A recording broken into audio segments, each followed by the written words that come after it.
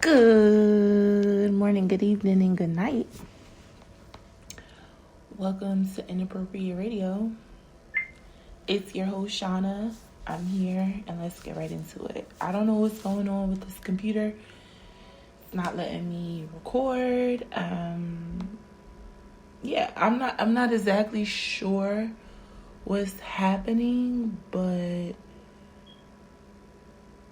I can't. Whatever. It might be the people don't want me to get this message out, but we gonna do this thing however we can. So, okay, let's jump right into this. So, guys, today the topic is about the future generation. So, I know we think about this and say, we know what's coming, but in a spiritual aspects, it's important to prepare the next few generations. I think it's clear to see that we have already moved into a different era, a different time zone. We're definitely in a new timeline, and it's important to be tapped in to where you came from, where you are right now, and obviously where we're headed. So this topic is definitely important because we have a lot of new children being born, a lot of first-time parents, a lot of people who are losing parents, losing loved ones at alarming rates. And it's important that you, as the middle person, be able to link and put everything all together so you can prepare for the generations that are coming behind you. This is obvious. Even if you look at like animals, right, in the world, they are discovering new species on land, water, and in air, right? Look at these babies. I'm not a parent, but I've been seeing like videos of like the COVID babies, right? And they're like holding their heads up before 1 month. That's okay.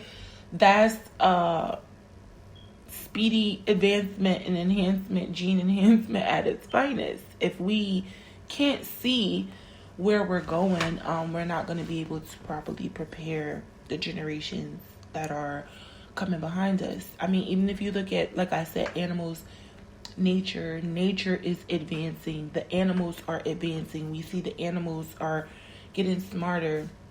They're more in tune, and they've always been that, right? We're starting to hear dogs like actually talk, whole conversations, cats responding, right? Excuse me, spiritual belch. So it's very important to be able to identify what information is going to be useful for those coming behind us.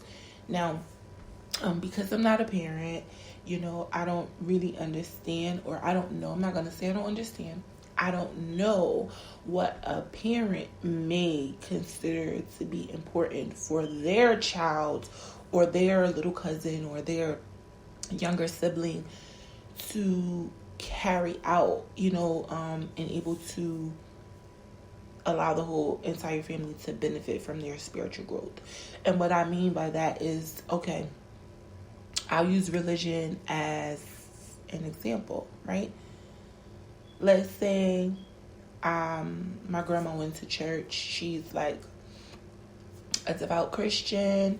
She goes every Sunday to Sunday service. She goes to Bible school. She goes to choir rehearsal. She's there at prayer night. She's a usher, right? She's a usher. She's on the board of ushers at the church, right?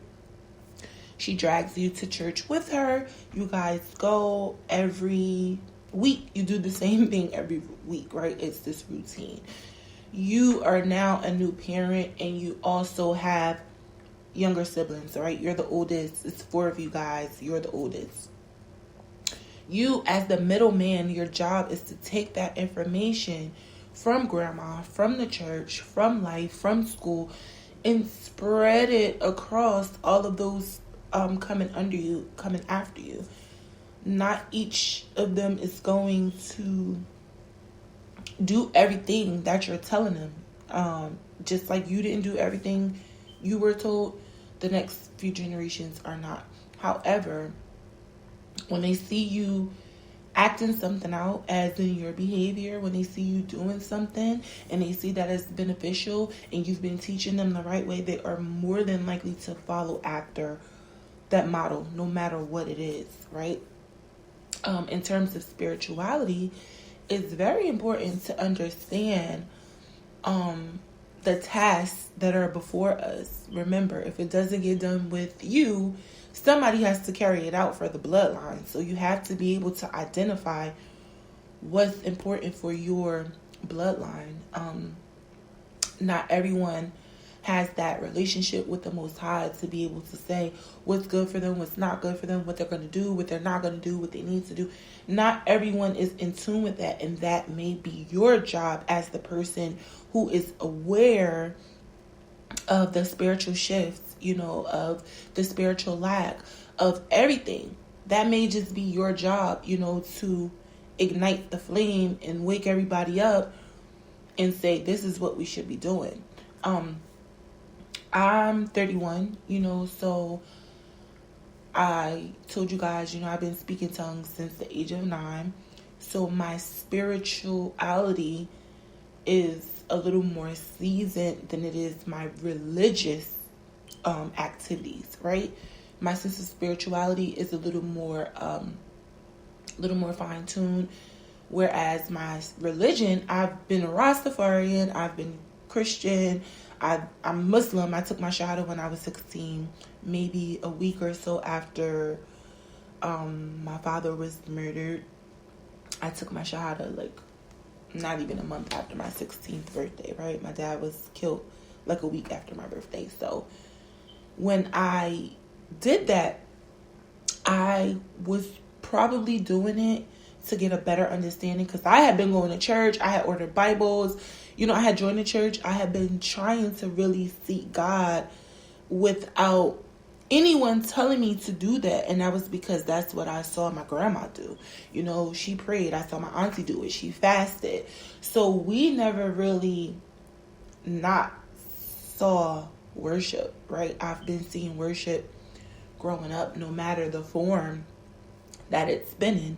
I've witnessed the worship, right? Excuse me.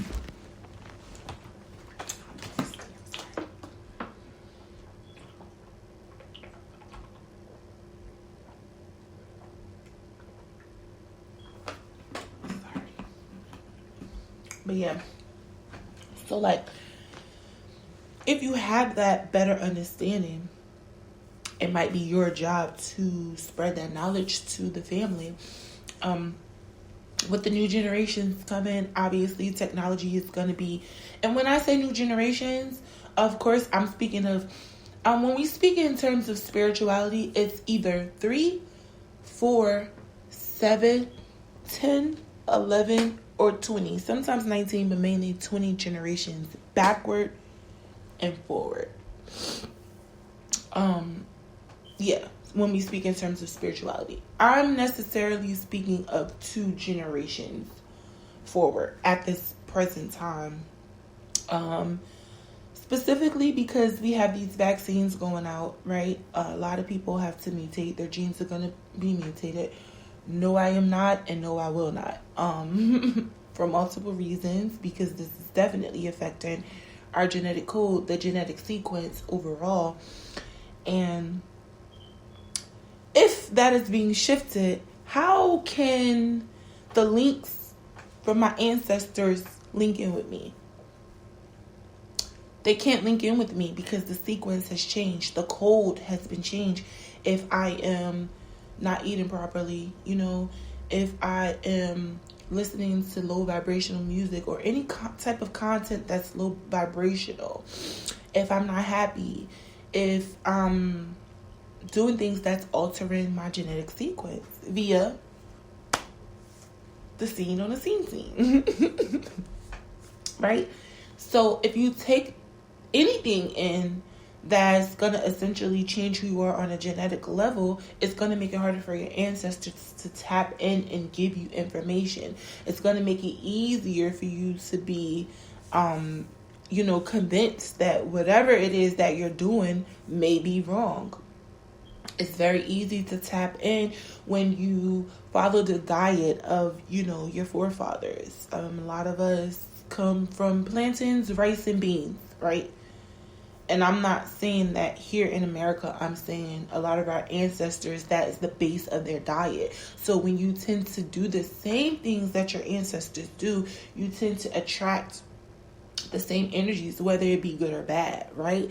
So with knowing that, it's important to say, okay, let me change my diet, so I can have a more clear head, so I can have a more open mind, so I can have a more pure heart, a more understanding heart, nurturing hands, spiritual eyes, right? Because that's what got us, that's what kept us alive. That's what got us along the way, being able to tap into the things that are passed down to us through genetics. It's very, very, very, very, very important to key in with these next 2 generations, because we are already in a spiritual war. We have already shifted into a new time zone. Hence the reason all these babies are being born, all these people are dying, new species are being discovered, new habits, old habits, everything's just all jumbled up right now, right? Because this is like the residual, what's left over.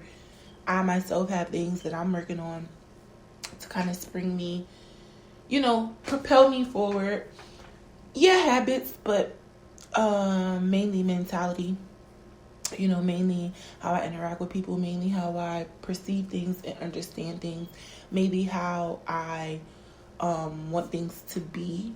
So for me, that's my transitions, not necessarily my habits. Not that I don't have habits, but for me personally, it's definitely my mentality, how I view things, how I see things, how I respond to things. That's all emotional and mental, right? And those are things that I have to work on for my timeline, for my genetic sequence, for my bloodline. Those are things that I have to work on, knowing this is what we need to move forward. And because I'm the one awakened at this time of the shift, it's definitely my responsibility to make sure that these things get done. For whatever reason, if they're not done, whoever spent a lot of time around me will more than likely soak up my energy and be able to reiterate that in their own form, in their own way. If I have a child, my child would definitely be able to download the things that are in me. Of course, infused with the father, whatever it is that they have going on, whatever it is that they're doing, those things will merge together. And whatever energy I'm feeding that vessel is going to determine what's coming to the surface and what's being expressed. Remember, we talked about the vessel being able to carry out purposes and destinies and energies and getting certain things done, like singing. My bloodline is musically inclined. We are all beautiful, strong, dominant women. I'm a Hughley. My last name is Hughley, like D.L. Hughley. I don't know if we are of kin. I believe we are. It's not a common last name, but that's for another segment.